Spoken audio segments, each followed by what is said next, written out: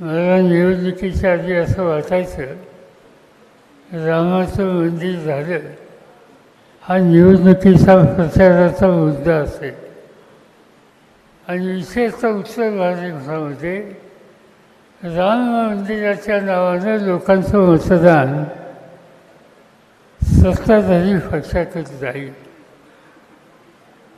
पण आपल्या देशाचे लोक मोठे समंजस असतात. मंदिराच्या नावानं तुम्ही मतं मागता म्हणल्याच्या नंतर लोकांनी काहीतरी वेगळा निकाल घेतला. या ठिकाणी उपस्थित असलेले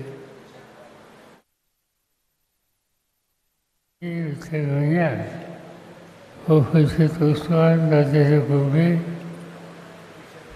बारामतीचे माजी नगराध्यक्ष, अन्य सगळे सहकारी, विविध व्यापारी बांधवांच्या संघटनेचे प्रमुख आणि आपण सगळे बंधू भगिनी, आजचा दिवस हा एका दृष्टीने अतिशय आनंदाचा दिवस आहे. मी कालपासून संध्याकाळपासून बारामतीमध्ये आहे आणि येत्या 3 दिवसामध्ये इंदापूर, दौंड, बारामती, पुरंदर, अन्य काही तालुके त्या ठिकाणी जायचा कार्यक्रम ठरवून आलेले आहेत. आणि माझ्या कार्यक्रमाचा उद्देश हा दुष्काळी दौरा आहे. पण माझा एक अनुभव आहे की दुष्काळी दौऱ्याच्यासाठी मी ज्यावेळी निघत असतो तेव्हा पावसाची सुरुवात होते. आणि आज आनंद आहे की पावसाची सुरुवात झाली. थोडं आपले कार्यक्रम याच्यात अडथळा आला तरी हरकत नाही, पण पाऊस पडून द्या. यंदाचं वर्ष वेधशाळेच्या अभ्यासानुसार महाराष्ट्राला आणि देशाला पावसाच्यासाठी चांगले वर्ष येणार आहे. त्याचे परिणाम आपल्याला बघायला मिळते. गेल्या वर्षी जर आपण बघितलं तर आपल्या भागामध्ये ऊसाचं पीक हे महत्त्वाचं पीक आहे. गेले काही वर्ष देशामध्ये 1 नंबरचं ऊसाचं आणि साखरेचं उत्पादन हे उत्तर प्रदेशमध्ये होतं आणि 2 नंबरचं उत्पादन हे महाराष्ट्रात होतं. यंदाचं वर्ष असं वर्ष आहे की यंदाच्या वर्षी साखरेचं उत्पादन 1 नंबरचं महाराष्ट्रात झालेलं आहे आणि उत्तर प्रदेश 2 नंबरला गेलेलं आहे. याचा अर्थ आपल्याकडं अधिक उत्पादन झालं, अधिक साखर झाली असं नव्हे, पण उत्तर प्रदेशमध्ये साखर कमी झाली आणि त्याचा परिणाम नंबर आपल्याला पहिला मिळाला. हे होत असतं, चढ उतार हे होत असतात. पण चढ उतार झाल्याच्या नंतरसुद्धा राज्यकर्त्यांनी शहाणपणानं निकाल घेतला पाहिजे. दुर्दैवानं यंदाच्या वर्षी चढ उतार झाले आणि केंद्र सरकारने पहिला निर्णय घेतला, साखरेची निर्यात थांबवली. आज महाराष्ट्रामध्ये साखरेचा स्टॉक प्रचंड आहे. दुनियेमध्ये बाजार आहे, किंमत आहे, पण सरकारची बंदी होती. निर्णय घ्यायचा अधिकार असलेल्या ज्येष्ठ राज्यकर्त्यांशी माझी चर्चा झाली आणि मी त्यांना सांगत होतो की साखरेचं उत्पादन तसं कमी होणार नाही आणि त्यासाठी लगेच तुम्ही निर्बंध आणू नका. पण मला सांगण्यात आलं की निवडणुका होईपर्यंत आम्ही तुमचं ऐकणार नाही, निवडणुकीच्या नंतर भेटू. बघूया आता निवडणुका झाल्यात, 18-19च्या नंतर पार्लमेंटची अधिवेशन सुरू होईल आणि आम्ही लोक केंद्र सरकारची जाऊन चर्चा करू. आजपर्यंत आपण ऊस म्हणल्यावर फक्त साखर तयार करत होतो, पण गेले काही वर्ष आम्ही अधिक लक्ष दिलं. साखर तयार करतो, पण वीज तयार करतो आणि इथेनॉल तयार करतो. मळीपासून इथेनॉल करायला लागलं, त्यामुळे 2 पैसे अधिक येतात. पण यंदाच्या वर्षी केंद्र सरकारने इथेनॉलवर बंदी घातली आणि परिणाम हा झाला की गळीत झाल्यावर फक्त साखर तयार करत होतो, तयार करतो.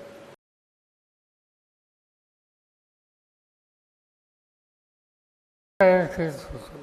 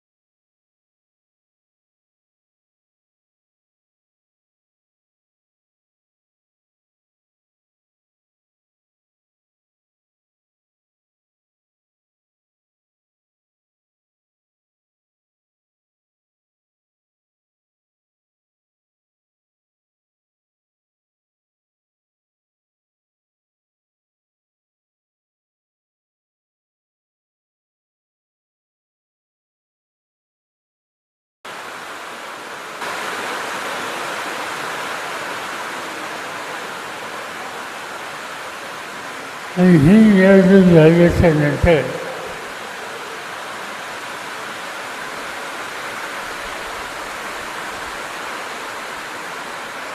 महाराष्ट्राच्या जनतेचे आभार मानले पाहिजे. एक वेगळा निकाल त्यांनी दिला. देश पातळीवरचा एक निकालसुद्धा वेगळा आहे.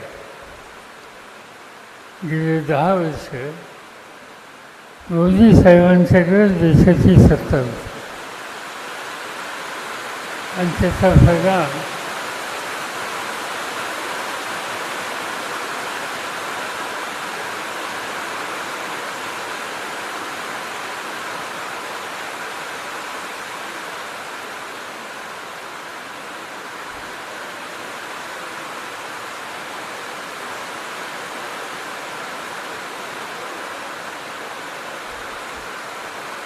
लोकसभेच्या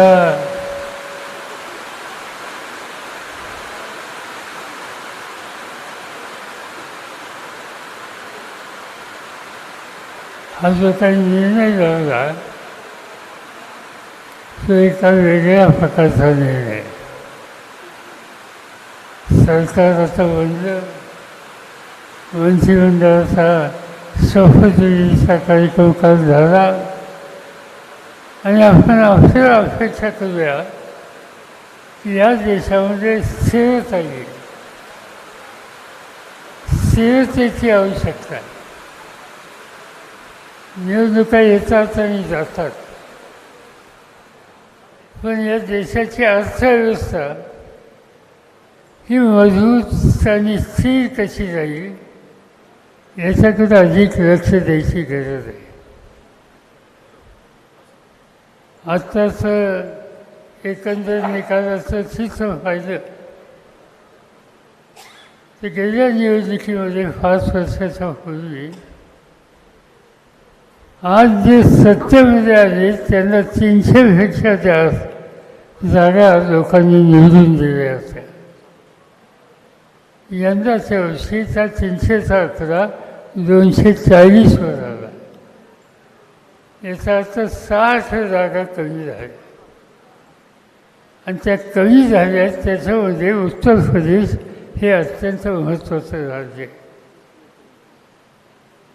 उत्तर प्रदेशच्या जनतेनं वेगळं निकाल घेतला. मला निवडणुकीच्या आधी असं वाटायचं रामाचं मंदिर झालं हा निवडणुकीचा प्रचाराचा मुद्दा असेल आणि विशेषतः उत्तर भारतामध्ये राम मंदिराच्या नावानं लोकांचं मतदान सत्ताधारी पक्षाकडे जाईल. पण आपल्या देशाचे लोकही मोठे समंजस असतात. मंदिराच्या नावानं तुम्ही मतं मागता म्हणल्याच्या नंतर लोकांनी काहीतरी वेगळा निकाल घेतला आणि हे मंदिर अयोध्यात बांधलं. अयोध्यामध्ये भाजपचा पराभव झाला. म्हणजे मंदिराची भीती आम्हाला वाटत होती. पण मंदिराचं राजकारण दुरुस्त कसं करायचं हे या देशाच्या जिथं मंदिर झालं तिथे सामान्य जनतेने केलं. आणि मी नेहमी म्हणत असतो की या देशाची लोकशाही जी टिकली ती आम्हा लोकांच्यामुळे नाही, या देशाच्या सामान्य माणसाचा जो सामूहिक शहाणपणा आहे त्या शहाणपणामुळं या देशाची लोकशाही टिकलेली आहे. आणि म्हणून गेले 10 वर्ष राज्यकर्ते प्रत्येक गोष्टीत टोकाची भूमिका घेत होते. त्या राज्यकर्त्यांना जमिनीवर पाय टेकवले पाहिजे हा संदेश या देशाच्या जनतेने दिला. आणि मोदी साहेबांना सरकार बनावं लागलं, पण ते एकट्याच्या ताकदीवर नाही. चंद्रबाबूची मदत घ्यावी लागली, नितीश कुमारची मदत घ्यावी लागली. आणि ज्या वेळेला इतरांच्या मदतीनं सरकार चालतं त्यावेळेला सामंजस्य याचं विस्फोरण करून चालणार नाही. आणि ती अवस्था देशामध्ये आलेली. ठीक आहे, आपण अशी अपेक्षा करूया की सरकार हे स्थिर सरकार असेल. सरकार अर्थव्यवस्था मजबूत करण्याच्यासाठी ठोस पावलं टाकणारं सरकार असेल. राजकारणात मर्याद असतात, पण अर्थव्यवस्था ही मजबूत पाहिजे. आणि अर्थव्यवस्था मजबूत असली तर व्यापार आणि उद्योग याला उर्जित अवस्था येते. आणि आज ती आपल्या सगळ्यांची अपेक्षा आहे. मी जवाहर शेठ आणि सदाभाऊंना मुद्दाम कळवलं की मला व्यापारी बांधवांना भेटायचं आहे. इथं गुजरातींनी काही खुलासा केला त्याच्या खोलात मला जायची आवश्यकता नाही. माझ्या दृष्टीनं तो विषय महत्त्वाचा नाही. माझ्या दृष्टीनं महत्त्वाचा विषय हा आहे की ज्या मतदारांनी एवढी मतं दिली त्यांच्या जीवनात, त्यांच्या संसारात, त्यांच्या व्यवहारात आपण परिवर्तन कसं करू शकतो. मदत केली. आधीच्या काही लोकांनी सांगितलं की या निवडणुकीमध्ये फार लक्ष होतं, अनेक गोष्टी छापून येत होत्या, टीव्हीवर येत होत्या. मी शांत होतो. तर मला माहिती आहे बारामतीकर शहाणे लोक आहेत आणि तो शहाणपणा बघायला मिळाला. मतदान केंद्र आणि मतदानाचा बूथ, त्या बूथची काय अवस्था आहे ते बघितल्यानंतर इथं एकंदरीत 1250 होते. त्या 1250 बूथवर जाऊन तुम्ही लोकांनी मतदान केलं. या 1250पैकी आम्हा लोकांच्या बाजूनं बहुमत देणारे 1190 बूथ होते. 62 बूथ हे विरोधकांच्याकडे होते. मग असं म्हणायचं की नाही मतदार छान आहेत, त्यांनी शहाणपणा दाखवला की नाही. आणि म्हणून हा शहाणपणा हा देशाची अर्थव्यवस्था, देशाचं भलं हा सामान्य माणसाचा आहे, त्यामुळे आपल्याला बघायला मिळतं. आणि मी तुम्हाला सगळ्यांचा आभारी आहे की तुम्ही लोकांनी हा शहाणपणा आजच दाखवला नाही. मी 1967 सालापासून तुमचा शहाणपणा बघतोय. आणि तो शहाणपणा काही फेऱ्यांच्या दृष्टीतून झालेला आहे. अनेक लोक आहेत, काही लोक नाहीत, पण शहाणपणापासून बारामती काही कुठं बाजूला गेला नाही. आणि म्हणूनच मी कळवलं जवाहर शेखला की ज्यांनी देशात काही चर्चा हो, तुम्हाला यंदाच्या वर्षी बारामतीची चर्चा कुठं झाली माहिती आहे? न्यूयॉर्कमध्ये. न्यूयॉर्कमध्ये अमेरिकेमधलं सगळ्यात महत्त्वाचं शहर न्यूयॉर्क, तिथल्या वर्षांत होतात बारामतीची चर्चा. त्यामुळे तुम्ही काही साधे लोक असतात, कुठं जाऊन पोचला, चांगली गोष्ट आहे. आता त्याच्या खोलात जायचं नाही. आता हा निकाल घ्यायचा. आत्ता महाराष्ट्रापासून सुरुवात करायची. महाराष्ट्रामध्ये आम्ही लोकांनी 48 जागा लढवल्या. त्या 48पैकी आम्हा लोकांच्या 30 जागा निवडून आल्या. आता हा लोकांचा शहाणपणा, सौंदर्यपणा महाराष्ट्राच्या भल्यासाठी कसा वापरता येईल. आणि तो वापरायचा असेल तर उद्याची विधानसभा, त्याच्यावर लक्ष ठेवावं लागेल. आणि त्याहीपेक्षा मी विचार हा करतोय की अर्थकारण 48 जागा लोकांचा